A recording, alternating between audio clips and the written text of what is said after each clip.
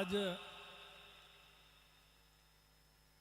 वीर तेजाजी महाराज की जयंती के अवसर पर कल तेजादशमी, आज पूर्व संध्या पर नवमी को ये जो भजन संध्या का कार्यक्रम रखा गया है, इस कार्यक्रम में यहाँ पधारे बाहर से मंच पर उपस्थित सभी अतिथिगण और सामने विराजे हुए सभी बुजुर्गों, नौजवान साथियों और मातृशक्ति, मैं समय की कमी की वजह से बिना नाम लिए संक्षेप में थोड़ी सी आपसे बात करूंगा।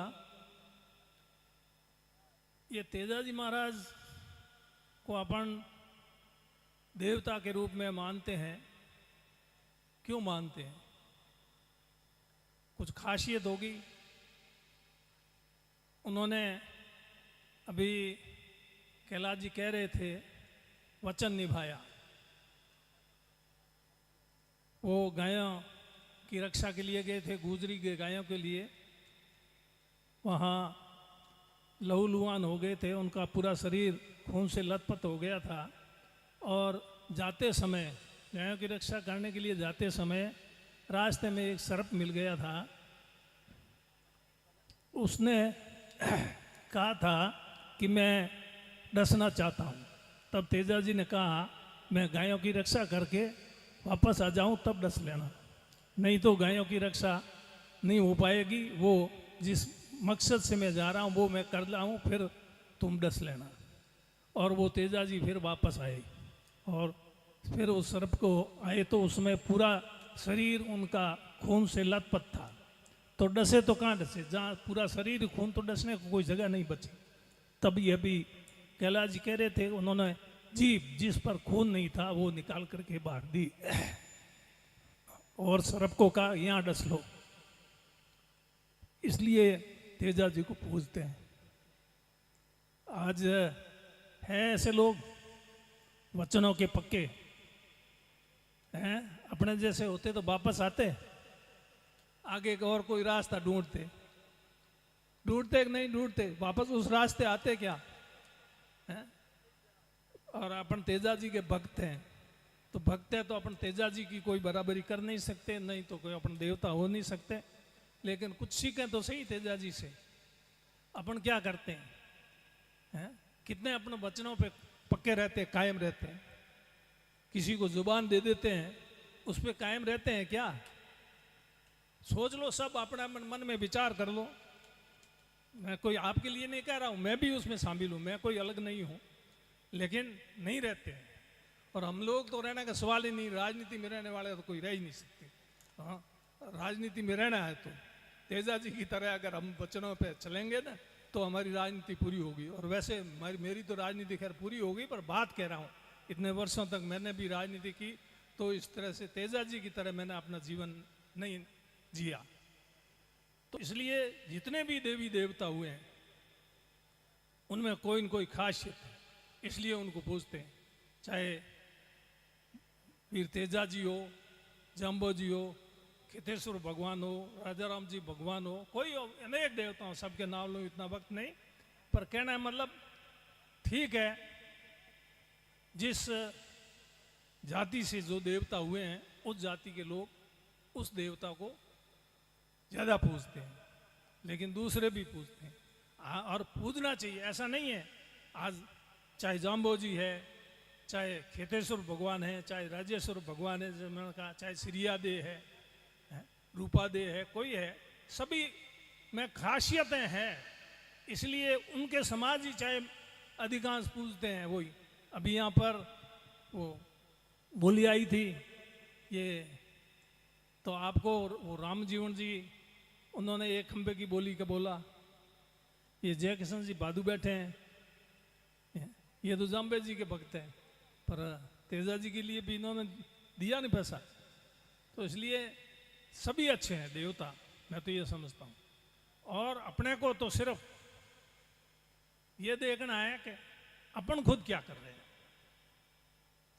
हम लोग बातें तो बहुत बड़ी बड़ी करते हैं, उपदेश तो बहुत बड़े बड़े देते हैं, दूसरों को समझाने की बहुत कोशिश करते हैं,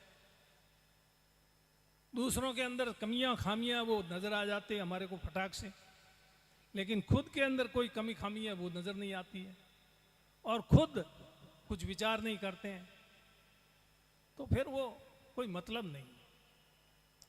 अगर मैं समझता हूं कि हर व्यक्ति अपने आप के बारे में सोचे, स्वयं के बारे में, कि मैं क्या हूं, मैं क्या कर रहा हूं, क्या वास्तव में मैं एक मनुष्य को करना चाहिए वो कर रहा हूं या उससे हटके कुछ कर रहा हूं। अगर उससे हटके कुछ कर रहा हूं तो वो सही नहीं है। इस प्रकार अगर सोच करके आज अगर सभी सुधर जाएं तो सब ठीक है, पर होता नहीं है ऐसा। हर व्यक्ति मैं ही हूं सही, अपने आप को तो सही मानता है, अपने आप को श्रेष्ठ मानता है, अपने आप को योग्य और काबिल मानता है, जबकि ऐसा नहीं है। मैं तो ये समझता हूँ सभी योग्य और काबिल है, कोई अयोग्य नहीं है, कोई नाकाबिल नहीं है। हर आदमी अपने अपने क्षेत्र में काबिल है।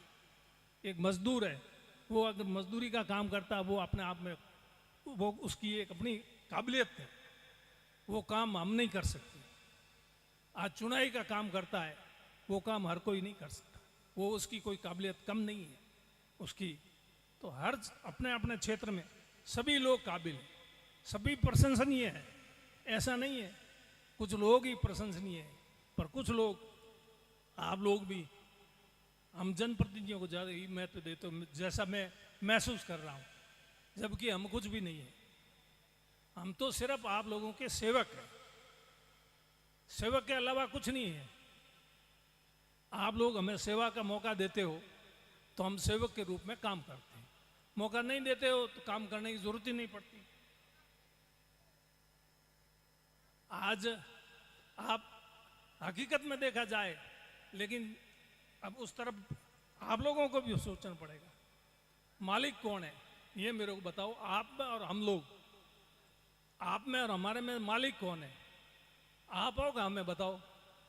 आप लोग मालिक, लेकिन मानते नहीं हो। कई बार मैं कहता हूँ मानते नहीं। आप कहोगे आपने हमारे को मालिक कैसे कह दिया? साहब आप तो बहुत बड़े हो, ये हो वो हो ना, आपके सब हाथ में।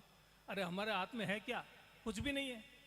आप लोगों ने दिया तब है हमारे हाथ में, नहीं तो हमारे हाथ में है क्या? अभी है क्या हमारे हाथ में?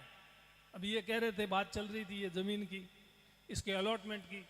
आज मैं कह सकता हूँ कि मैं अलॉटमेंट करवा दूंगा, क्योंकि मेरे हाथ में है ही नहीं।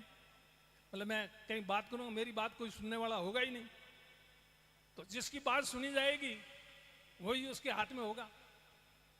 तो जो कुछ भी किया सेवक के रूप में, वो आप लोगों ने किया।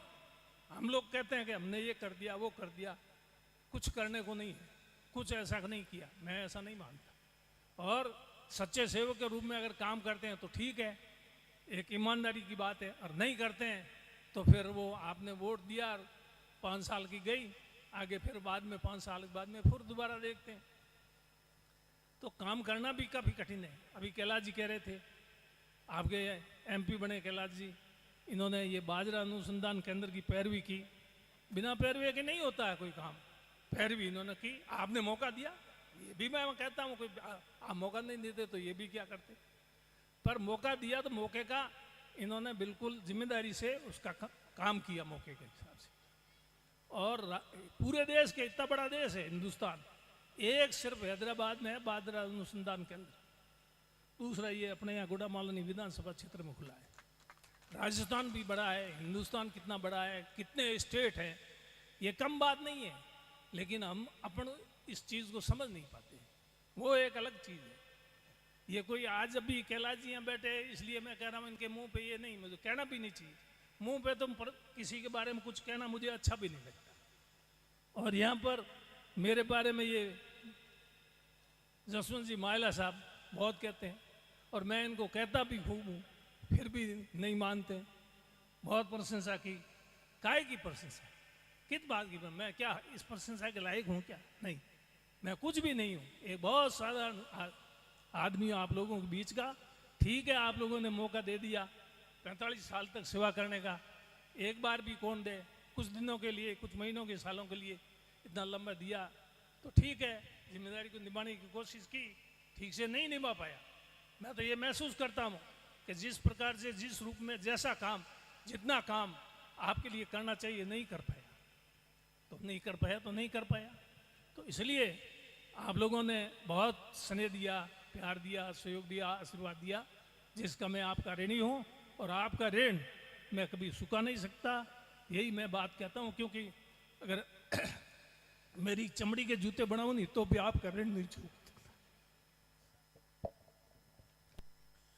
बहुत बहुत धन्यवाद।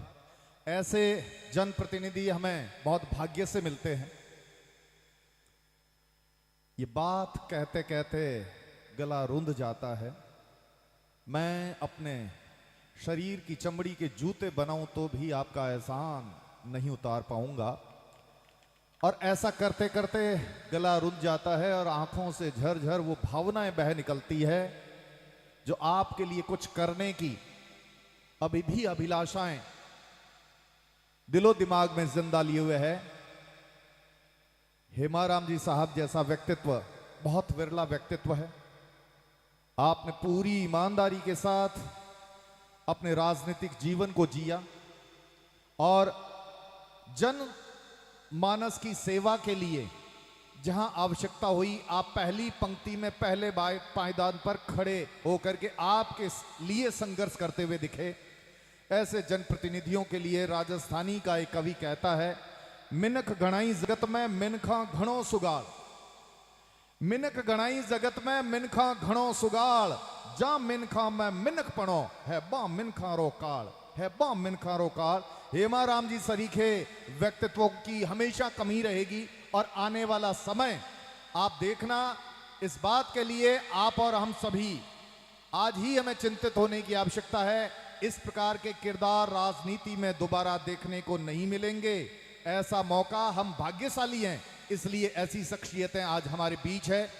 हमें आपका आशीर्वाद मिला, हमें आपकी नेतृत्व कुशलता मिली, और आप हमारे नेतृत्व करता रहे, ये हमारा सौभाग्य है। जोरदार तालियों से सम्मानीय हेमाराम जी चौधरी साहब का बहुत बहुत आभार।